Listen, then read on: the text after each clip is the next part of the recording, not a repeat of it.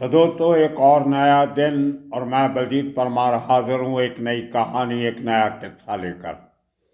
आज की कहानी एक सवाल से शुरू करेंगे। क्या मनिया सुरवे का एनकाउंटर एक शख्स की वजह से हुआ था, या इसको ऐसे भी कह सकते हैं कि क्या मनीर शेख की वजह से मनिया सुरवे का एनकाउंटर हुआ?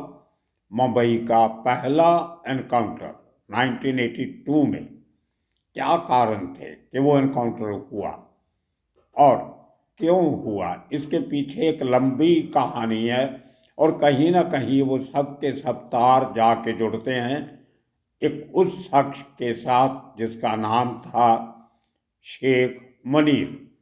बहुत से लोग इसको मनीर शेख भी कह देते हैं। तो बोलने का तरीका होता है, अंदाज होता है किसी आदमी का नाम लेने का, लेकिन वो शख्स एक ही है। उसको मनीर शेख कहो या शेख मनीर कहो। ये शख्स धारावी का रहने वाला था।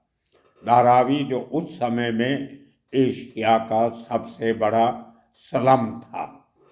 छोटे से एरिया में इतनी ज़्यादा पॉपुलेशन, इतनी छोटी छोटी गलियां, तंग रास्ते, जहाँ पे व्हील चेयर तो छोड़ो, स्ट्रेचर तक नहीं जा सकता था। जो पतला सा लंबा होता है, लेकिन आदमी को अंदर बीमार हो जाए बाहर निकालने के लिए उसको कंधों पे उठा के लाना पड़ता था, और कोई सुविधा उन छोटी छोटी गलियों से बाहर निकलने की नहीं थी। खैर, वो दूसरी बात है। लेकिन ये कौन था ये शेख मनीर? ये बहुत सालों तक इंडिपेंडेंटली काम करता रहा धारावी में। हार्डन क्रिमिनल, डेंजरस क्रिमिनल, चाकू, छुरा, तलवार, मारा मारी, और उसके अलावा जो इसके पास एक सबसे बड़ा हथियार था वो थे इसके बहुत ही तेज और मजबूत दांत। ये अपने आप में बड़ी अजीब कहानी।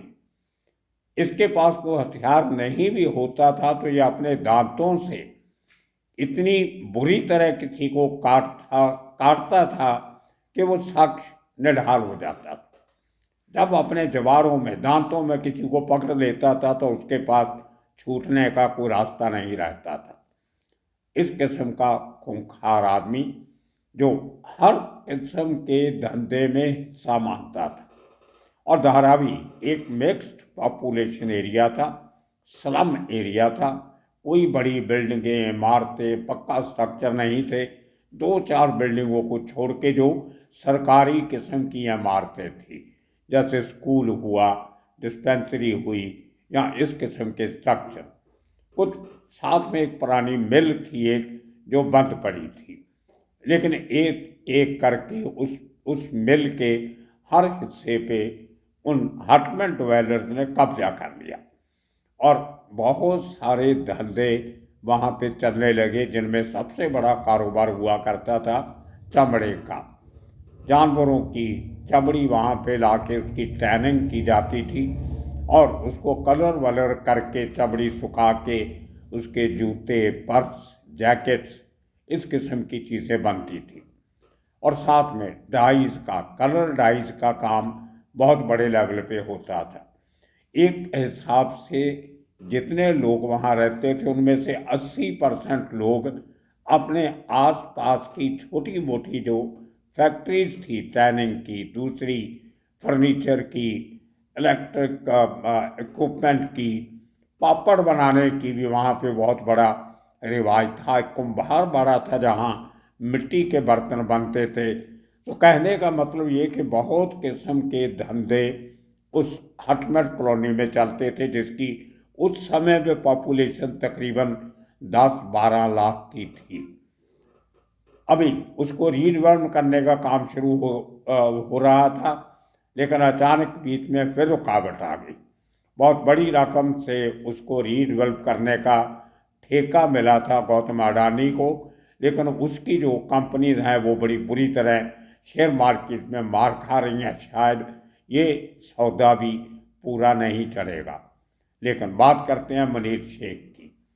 मनीर शेख अपने उस पूरे स्लम एरिया का सबसे बड़ा दादा, और उसके साथ साथ मनिया सुरवे का खास दोस्त। मनिया सुरवे दादर अगर बाज़ार का रहने वाला था और धारावी से अगर बाज़ार तकरीबन 3-3.5 किलोमीटर की दूरी पे है। एक तरफ मनिया सुरवे दादर में, दूसरी तरफ शेख मनीर धारावी में। इन दोनों के बीच में एक एरिया पड़ता है माटुंगा। माटुंगा टैंक सर्कल के साथ लगता हुआ साउथ इंडियन कम्युनिटी का बहुत बड़ा हाउस होल्ड, और उस एरिए में रहता था उस समय का सबसे बड़ा अंडरवर्ल्ड डॉन वरदराजन मुडलियार। तेलंग लेन में उसका घर था और मटुंगा रेलवे स्टेशन के बाहर ईस्ट में उसका गणपति का पंडाल लगा करता था। और एक हिसाब से पूरा दादर, वडाला, माटुंगा, धारावी, सायन, एंटोफेल, इस एरियाज में सीवरी, इन एरियाज में तूती बोलती थी वरदराजन मुडलियार की। उसको लगता था कि मेरे सामने खड़ा होने की हिम्मत किसी की नहीं है, लेकिन शायद अपने उस नशे में, हुकूमत के नशे में, वरदराजन भूल गया कि मेरे ही इलाके में 2 ऐसे यंगस्टर भी हैं जो मेरे खिलाफ खड़े हो सकते हैं, और वो हो गए। उनमें से एक था मनिया सुरवे, दूसरा था शेख मनीर। अब शेख मनीर की हरकतें इतनी बढ़ने लगी धारावी में, वो धारावी जिसको वरदराजन मुडलियार अपना स्ट्रॉन्ग होल्ड समझता था। बहुत बड़ी पॉपुलेशन वहाँ पे तमिलनाडु और केरला से आए लोगों की थी, जिसमें बोथ हिंदूज और मुस्लिम दोनों शामिल थे। और बहुत बड़ी पॉपुलेशन उत्तर प्रदेश के लोगों को भी वहाँ पे हो गई थी, और साथ में आंध्र प्रदेश जो आज 2 सूबों में बन गया, तेलंगाना और आंध्रा, वहाँ के लोग, कर्नाटका के लोग, केरला के लोग, ये सब में पॉपुलेशन को चलते हुए वर्धा को ये लगता था कि ये मेरी सल्तनत है। बहुत से धंधे वर्धा के नाम से चलते थे। एक वहाँ पे फोटो स्टूडियो हुआ करता था, जिसने अपने जो उसका एंट्रेंस थी, दरवाज़ा था, उसमें एक आदम कद फोटो वरदराजन की लगाई हुई थी। और पहला जो एक एफर्ट हुआ था धारावी को ठीक ठाक करने का, वो वरदराजन ने ही किया था। और उस समय की कांग्रेस सरकार ने 100 करोड़ रुपए की राशि भी दी थी कि इस इलाके को सुधारा जाए, लेकिन हुआ कुछ नहीं आज तक। पूरी उस स्लम में, उस झोपड़पट्टी के एरिया में छोटे छोटे दादे बहुत थे, लेकिन शेख मनीर का कोई टाकरा नहीं कर सकते थे। वो अपने आप में एक 1 मैन आर्मी था। हालांकि बंदे बहुत थे उसके पास, लेकिन जो करता था अकेला करता था। उसी तरह मनिया सुरवे अपने इलाके में उसी किस्म का डेयरिंग नौजवान जो अकेले हर काम करना चाहता था। तो इन दोनों की दोस्ती होती है जेल में, आर्थर रोड जेल में। एक केस में मनिया सुरवे बंद होता है, एक दूसरे केस में शेख मनीर आर्थर रोड में बंद होता है।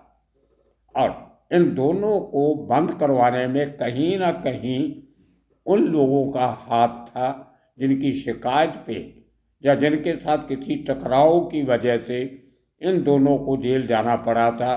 वो लोग वरदराजन मुडलियार, मुन्ना स्वामी अलियास वर्दा भाई, उसके साथ जुड़े हुए थे। और जब जेल में 2 लोग मिल जाते हैं जिनका दुश्मन एक हो, तो वो दोनों दोस्त हो जाते हैं। दुश्मन का दुश्मन दोस्त, तो इनकी दोस्ती हो जाती है। दोनों जेल से कुछ समय के बाद छूटते हैं, तो अपनी कार्रवाइयाँ वो शुरू करते हैं जिनसे वरदराजन के धंधों पे असर पड़ने लगा। धंधों से ज़्यादा वर्दा को पैसे के नुकसान से इतनी तकलीफ नहीं थी। तो पैसा तो दूसरे इलाकों से और भी बहुत कमा रहा था, लेकिन जो उसकी धारावी में शाख कम हो रही थी और दादर में मनिया सुरवे की वजह से शाख कम हो रही थी, तो वर्दा की रातों की नींद उड़ने लगी। इतना बड़ा डॉन जिसकी दोस्ती बड़े बड़े चीफ मिनिस्टरों से, मंत्रियों से, कांग्रेस के लीडर से, शिवसेना के लीडरों से और दूसरी पार्टियों के नेतागण, बड़े बड़े एक्टर उसके पांव पड़ते थे, लेकिन इन दो लड़कों ने ऐसी दहशत मचाई उसके अपने गढ़ में कि उसको एक चैलेंज लगने लगा कि अगर इनको ठीक नहीं किया गया तो शायद उसकी जो पूरी हुकूमत है उसमें एक सेंध लग सकती है। तो अंदर वर्दा बहुत बड़ी प्लानिंग दूर की करता था, और ये वही इलाका था जहाँ पे एक समय पे उस समय के जो एक बड़े डेयरिंग किस्म के ऑफिसर गिने जाते थे, रणबीर लेखा, वो पंजाबी थे। वो मटुंगा में बहुत साल सीनियर इंस्पेक्टर रहे। उसके पहले डोगरी में सीनियर इंस्पेक्टर थे, और डोगरी में सीनियर इंस्पेक्टर होते हुए जो दाऊद के शुरुआती दिन थे, दाऊद भाइयों के सबके, और पठान गैंग के जो लड़के थे, आलमदेव, अमीरजादा, शहजादा और साथ में समद खान, ये लोगों के भी शुरुआती दिन थे। उन दिनों में इन दोनों गैंग्स की लड़ाई में एक दूसरे के लोगों को मरवाना, कटवाना, पिटवाना, ये काम जो बड़े तरीके से रणबीर लेखा किया करता था, उसी किस्म का काम उसने माटुंगा में भी किया। तभी धारावी का इंडिपेंडेंट पुलिस स्टेशन नहीं था, एंटोपिल का इंडिपेंडेंट पुलिस स्टेशन नहीं था, सायन का इंडिपेंडेंट पुलिस स्टेशन नहीं था। तो इतने तीनों बड़े इलाके एक ही सीनियर इंस्पेक्टर के नीचे आते थे। लाखों की आबादी, करोड़ों का धंधा, जितने इलीगल धंधे होते थे, सबका पैसा एक ही पुलिस स्टेशन में पहुंचता था। उसमें से सबसे पहले एंटोपिल पुलिस स्टेशन बनाया गया और उसके साथ में धारावी पुलिस स्टेशन क्रिएट किया गया। बहुत सालों के बाद सायन पुलिस स्टेशन भी बना दिया गया, और अभी मटुंगा पुलिस स्टेशन का एरिया बहुत छोटा सा रह गया है। तो ये एक अंडरवर्ल्ड की एक्टिविटीज़ को ख़त्म करने के लिए, पुलिस की करप्शन को ख़त्म करने के लिए ये कदम सरकार की तरफ से उठाए गए थे। एक पुलिस स्टेशन जो काम देखता था, आज वही काम 4 पुलिस स्टेशन देख रहे हैं। आप अंदाज़ा लगा सकते हो कि कितना बड़ा क्राइम होता होगा, कितनी टूटी बोलती होगी क्रिमिनल्स की, जिसके लिए समय समय पर सरकार को नए पुलिस स्टेशनों का गठन करना पड़ा। तो शेख मुनीर धारावी का अपने आप में किंग बनता जा रहा था, और उसको बहुत बड़ी हेल्प जो थी, मदद थी, जो वो मनिया सुरवे से मिल रही थी, जो दादर में अपना गैंग बहुत बड़े लेवल पे चलाने लग गया था। तो इतना बड़ा एरिया अगर वर्दा के हाथ से निकल जाता तो उसकी सल्तनत आधी रह जाती। ये एक मेन कारण था जिसकी वजह से वर्दा ने इनको, अगर खुद इनको मारता, अपने बंदे भेज के मरवाने की कोशिश करता, तो उसके ऊपर केस बनते थे, लेकिन उसने बड़े दिमाग से काम लिया। चलते चलते साल आ गया 1981 का, जब रणबीर लेखा क्राइम ब्रांच का एसीपी बन जाता है प्रमोशन होने के बाद। तो उसके साथ कुछ साठ-गांठ होती है, और कुछ और पुलिस के 3 स्टार इंस्पेक्टर साथ में मिलके मनिया सुरवे को ठिकाने लगाने की कोशिश करते हैं। कारण ये होता है कि वरदराजन मनिया सुरवे से इतना दुखी नहीं था जितना शेख मुनीर से दुखी था। अब शेख मुनीर की हरकतें इतनी बढ़ती जा रही थी, लोगों को काटने से लेके रेप, चाकू लेके किसी भी घर में घुस जाता था, औरतों का रेप करने लगा, और जो आदमी सामने आया उसको मारने पीटने लगा। बहुत सारे कत्ल के केस हो गए, लेकिन कत्ल के केस ऐसे थे जो आदमी पहले चाकू छुरे से इंजर्ड होते थे, और बाद में बहुत से लोग उस इंजरी से उठ नहीं सके और मर गए, लेकिन कोई उसके खिलाफ गवाही नहीं देता था, कोई केस रजिस्टर नहीं करवाता था। डरते थे लोग इतना। उस दहशत से उसके पास, जो मैंने पहले बात की थी, उसके दांतों का हथियार इतना बढ़ गया था उसका वो दहशत के पुलिस को एक और काम करना पड़ा जो आपने कभी सुना नहीं होगा। धारावी पुलिस स्टेशन में एक इंस्पेक्टर थे, मैं अभी नाम नहीं लेना चाहता उनका, बहुत बड़े बड़े काम किए उन्होंने एक बार शेख मुनीर को पकड़ के एक मारामारी के केस में पुलिस स्टेशन लाए। तो उसने एक हवलदार को इतनी बुरी तरह काटा कि उसको हॉस्पिटल में एडमिट करवाना पड़ा। अब उसकी सज़ा, उसका बदला उस धारावी के पुलिस इंस्पेक्टर ने कैसे लिया ये आपने सुना नहीं होगा कभी। उस शख्स ने एक जमूर मंगवाया, जो एक संद होता है जिससे पकड़ जिसको हम कहते हैं जमूर, वो उसके ऊपर के दांतों में लगा के उसके दांत निकाले गए। जैसे बिना ऑपरेशन के कोई अंग आपके शरीर का निकाल लिया जाए, बिना दर्द का टीका लगाए हुए आपके दांत निकाल लिए जाएं, जमूर से पकड़ के उनको खींच के तोड़ा गया और वो बहुत तकलीफदेह होता है। 4-5 दांत ऊपर के उस इंस्पेक्टर ने जमूर से निकाल दिए शेख मुनीर के। अब वो आदमी किसी को काटने के काबिल नहीं रहा, लेकिन बोलने के काबिल रहता था। इतनी गालियां पुलिस को देता था, इतना बेइज्जती करता था पुलिस वालों की कि उसके अगर किसी पुलिस वाले को पता चल जाता था कि शेख मुनीर इस मोहल्ले में इस गली में घूम रहा है तो किसी हवलदार की हिम्मत नहीं होती थी उस एरिए में जाने की। लेकिन वर्दा बहुत दिमागी डॉन था। वो समझ गया कि कहीं ना कहीं शेख मुनीर के पीछे सबसे बड़ी ताकत जो है वो मनिया सुरवे की। तो हर बार जब शेख मुनीर तकलीफ में होता था तो मनिया सुरवे उसको आके निकालता था। तो प्लानिंग की गई मनिया सुरवे को मरवाने की। वो पहले हमने एक किस्सा आपको सुना दिया कि जिस दिन दाऊद के भाई साबर का मर्डर हुआ, उस गाड़ी को जो आदमी चला रहा था उसकी बात हमने आपको सुनाई थी, और उस गाड़ी में मनिया सुरवे नहीं था। जिन लोगों ने ये कहानी बनाई वो एक फिल्म की कहानी थी, उसमें ये सीन ऐड किया गया था फिक्शन बना के, लेकिन रियलिटी में मनिया सुरवे का दाऊद के भाई साबर के मर्डर केस में कोई रोल नहीं था। अब मनिया को घेरा कैसे जाए? वर्दा राजन ने घेराबंदी की रणवीर लेखा के थ्रू। मनिया सुरवे को पटाया, उससे दोस्ती का हाथ मिलाया। 6 महीने तक वर्दा ने चापलूसी की मनिया सुरवे की, अपने करीब लाने की कि हम पुराने झगड़े ख़त्म करके हम मिलजुल के काम करते हैं, एरिया बांट लेते हैं। तो बेटा आपको क्या चाहिए आप मुझे बोलो, मैं आपके लिए करता हूँ, लेकिन ये मेरे इलाके में इस किस्म की हरकतें मत किया करो जिससे मेरे किरदार पे कोई असर पड़े। अब मनिया कोई इतना सीनियर सुलझा हुआ सुधरा हुआ किस्म का डॉन तो था नहीं, एक ऑर्डिनरी क्रिमिनल था अपने इलाके का, एरिया का। वो वर्दा की बातों में आ गया।